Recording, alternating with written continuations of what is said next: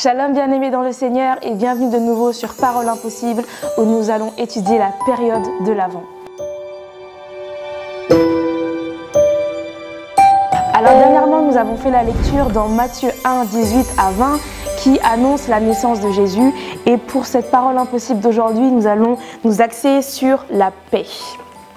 C'est une autre caractéristique de la période de l'Avent et lorsque les prophètes ont annoncé la venue de Jésus, c'était l'une des caractéristiques de sa venue, c'était que sa présence était intimement reliée au fait qu'il allait apporter une paix particulière dans le monde. C'est ce qui se dit Shalom. Dans notre langue, dans notre langage et même dans les langages courants tels que l'anglais ou d'autres langues qu'on peut apprendre à l'école, la paix est souvent synonyme d'absence de guerre. Or que dans la Bible, le mot paix indique précisément la présence de Dieu. On utilise donc le mot shalom. Et le mot shalom est utilisé pour bien d'autres usages, mais le sens premier du mot shalom caractérise ce qui est complet ou ce qui est entier. En hébreu, par exemple, lorsque quelqu'un va vouloir complimenter le fait qu'une maison a une fondation parfaite, il va utiliser le mot shalom.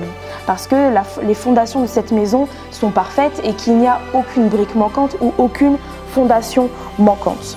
En somme, l'absence de manque lui confère un aspect complet et donc parfait. C'est ce qui caractérise le mot shalom. Shalom va décrire une structure complète constituée de plusieurs éléments, mais dont le tout va avoir un aspect harmonieux. Voilà pourquoi on utilise également le mot shalom, la paix, on l'assimile également au bien-être intérieur d'une personne. Shalom décrit une structure complète constituée de plusieurs éléments et dont l'ensemble est complètement harmonieux. Voilà pourquoi ce mot est également, la paix est également assimilée au bien-être intérieur d'une personne, mais c'est aussi ce pourquoi Jésus a toujours salué ses disciples en disant le mot shalom, parce que Dieu était entièrement avec eux. Or, on peut se demander, mais pourquoi un mot aussi important qui est synonyme d'entièreté, de plénitude, comment peut-il être assimilé à notre vie, à nous, humains? Parce que notre vie est une structure complexe. Les mois changent, les situations évoluent ou se détériorent, les mois défilent sans se ressembler.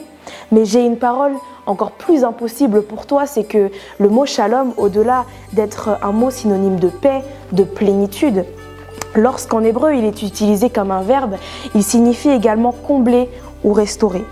La venue de Jésus, c'est pour cela qu'on étudie la période de l'Avent, c'est que la venue de Jésus devait restaurer, combler, afin que tout ce qui avait été annoncé dans l'Ancien Testament soit shalom, c'est-à-dire complet. Et c'est la raison pour laquelle, lorsqu'il est allé à la croix, il a dit que tout était accompli.